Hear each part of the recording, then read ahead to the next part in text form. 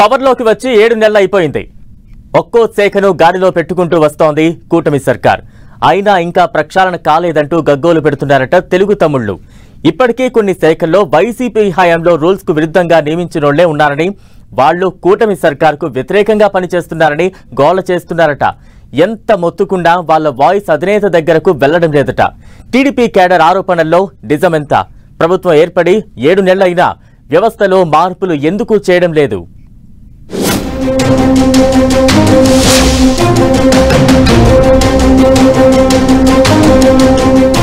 సర్కార్ కూటమిది, హవా వైసీపీ సానుభూతి పరులది.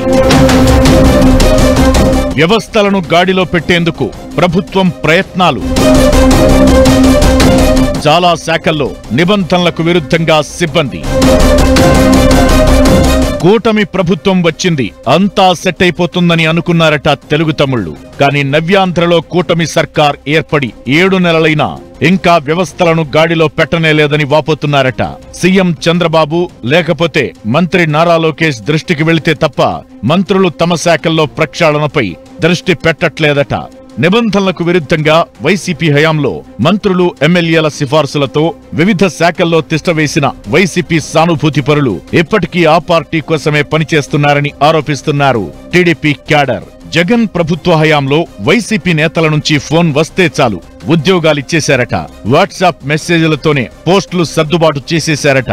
చాలా మందికి నియామక పత్రాలు లేకున్నా లక్షల్లో ప్రజాధనం జీతాల రూపంలో కట్టబెట్టేశారన్న ఎలిగేషన్స్ ఉన్నాయి. గత 5 ఏళ్లలో వివిధ శాఖల్లో నిబంధనలకు విరుద్ధంగా నియమించిన సిబ్బందిపై టీడీపీ వర్గాల్లో హాట్ చర్చ జరుగుతోంది. రాష్ట్రంలో కూటమి ప్రభుత్వం ఏర్పడి 7 నెలలైనా ఇంతవరకు దిద్దుబాటు చర్యలు లేవట. అన్ని శాఖల్లోనూ పాతుకుపోయిన వైసీపీ శ్రేణులు కూటమి ప్రభుత్వ విధానాలకు వ్యతిరేకంగా పనిచేస్తున్నారని వాపోతున్నారు. సదరు ఫ్యాన్ పార్టీ సానుభూతి పరులను గుర్తించి చర్యలు తీసుకోవడంలో ఆయా శాఖల మంత్రులు విఫలమవుతున్నారనే ప్రచారం జరుగుతోంది.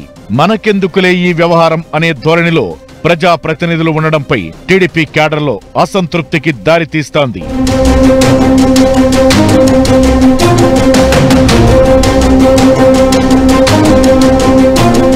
రెడ్ బుక్ వ్యవహారంపై కూడా చంద్రబాబు లోకేష్ దృష్టికి వెళితేనే సమస్య పరిష్కారం అవుతోందట.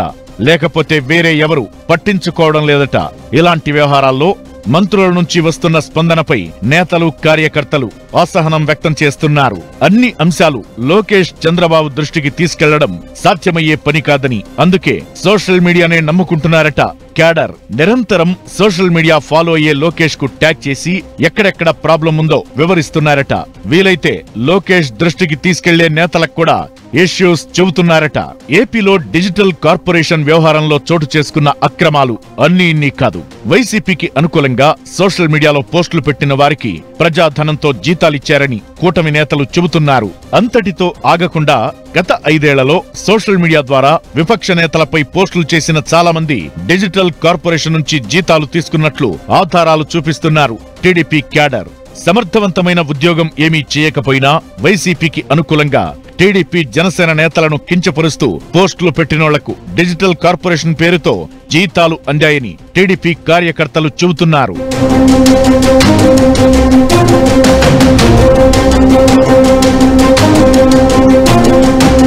ఫైబర్ నెట్ లో కూడా ఇదే విధంగా జరిగిందట. వేలాది మంది వైసీపీ కార్యకర్తలకు లక్షలాది రూపాయల జీతమిస్తూ ఉపాధి కల్పించారని ఆరోపించారు. సమాచార పౌర సంబంధాల శాఖలో కూడా చాలా మంది వైసీపీ అనుకూలురు తిష్టవేశారని, ఇప్పటికీ వారిని తొలగించడం లేదని తీవ్ర స్థాయిలో మండిపడుతున్నారు టీడీపీ నేతలు. కొందరు మంత్రులు తమ శాఖలను ప్రక్షాళన చేస్తున్నప్పటికీ మరికొందరు మాత్రం లైట్ తీసుకుంటున్నారట. కార్యకర్తల అసంతృప్తిని గ్రహించిన నారా లోకేష్ స్వయంగా ఈ వ్యవహారాలన్నీ తానే మానిటరింగ్ చేస్తున్నారట. శాఖల వారీగా నివేదికలు తెప్పించుకుని ప్రక్షాళన స్టార్ట్ చేశారట. వైసీపీతో అంటకాగిన అధికారులను దూరంగా పెట్టాల్సిందేనని మంత్రులకు తేల్చి చెప్పారట లోకేష్. ప్రస్తుతానికి ఫైబర్ నెట్, డిజిటల్ కార్పొరేషన్, కొన్ని ఇతర శాఖలను ప్రక్షాళన చేస్తున్నారట.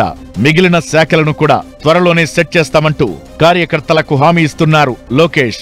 టీడీపీ క్యాడర్ ఆశించినట్లు వైసీపీతో అంటకాగిన నేతలందరినీ తప్పిస్తారా లేదా అన్నది వేచి చూడాలి మరి.